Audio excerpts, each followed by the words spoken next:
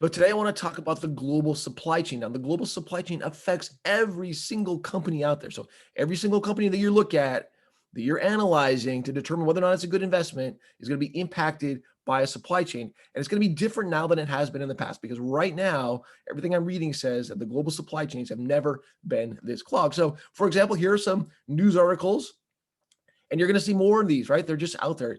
Every industry is being affected in some way by some kind of supply chain issue. They just can't get the parts they need. So, what is it they're looking for that they can't get? Well, chicken happens to be one of the things. So, you will see fast food companies not able to sell a chicken sandwich because they can't get the chicken to make the sandwich.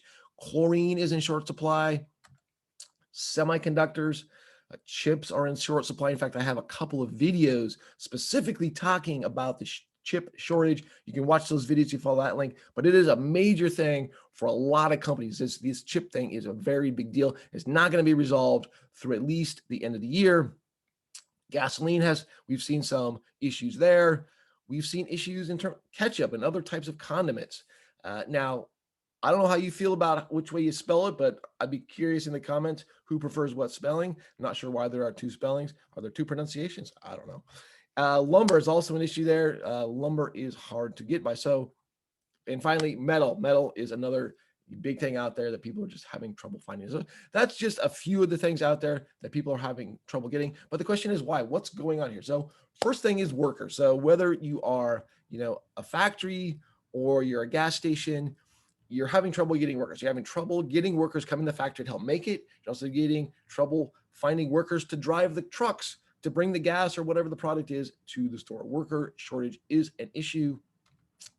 We've also seen some factory disasters, fires, for example. Chlorine is one of the things that's been affected by that. Chlorine factory caught on fire, so they don't have the product to sell, right?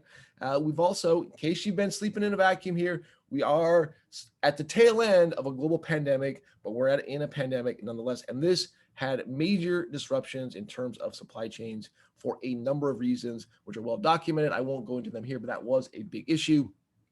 Finally, people's spending patterns, the way people shop have changed. Now, I don't know about you, or I don't know how many people you can count on one hand that have basically a 25-year supply of toilet paper, but because people were basically hoarding, I want to go to the store less often, so I'm going to buy more of a quantity of goods. That affected, buying patterns, demand patterns, supply demands, etc. That was a big issue. Also, this comes into play when we go back to the ketchup, the condiment situation, right? So because people were ordering food from restaurants to go, those restaurants now need certain condiments that they didn't need in the same way they needed them in the restaurant. So that creates competition between traditional restaurants and the fast food restaurants for these condiment supplies. That's a lot of what's going on with that particular dynamic. Also, when the COVID-19 pandemic started, a lot of companies said, look, we got to just shut down things, right? Because we're not going to be able to sell things. So we're just going to shut it down. And one of the places you can look would be, say, car rentals. I don't know if you've looked lately, but if you go look, try to find a car to rent for a week or whatever, you are going to pay more for that car than you're going to pay for the hotel. They're crazy, but that's because, Hertz and these other companies said, look, no one's traveling. And so they got rid of their fleet. And then with the chip shortage, et cetera, they've had trouble replenishing that fleet. That's been a big issue for that and other industries where they just shut down more than they should have, given the fears associated with the global slowdown associated with the pandemic.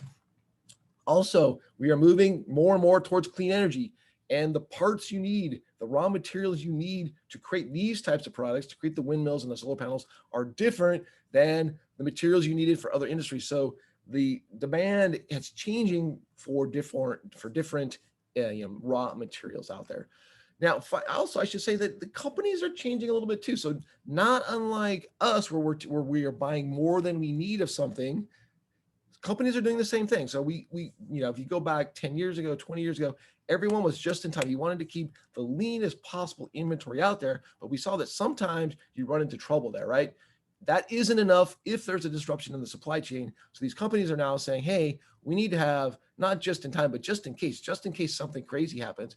So all these inventories across the globe are growing, right? So if every company grows their inventory by 20% before they start selling again, that again creates a big, temporary shift in that supply demand dynamic. That definitely is part of what's going on here too.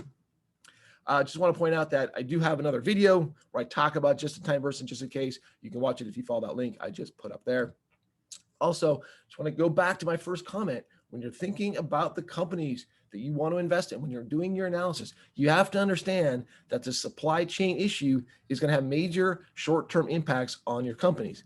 And you want to think about, well, how much do you care about that short-term versus the long-term picture? But you're gonna have to think about this differently than you have in the past because it is different. It's gonna play out a little bit different than it has. Hopefully we get to the point where most of this is resolved in the next, year, 2 years, 3 years kind of a thing. But I think, across the board, I think about all kinds of things where I'm getting, hey, I want to buy this. Well, you have a lead time of 14 months to even be able to buy something.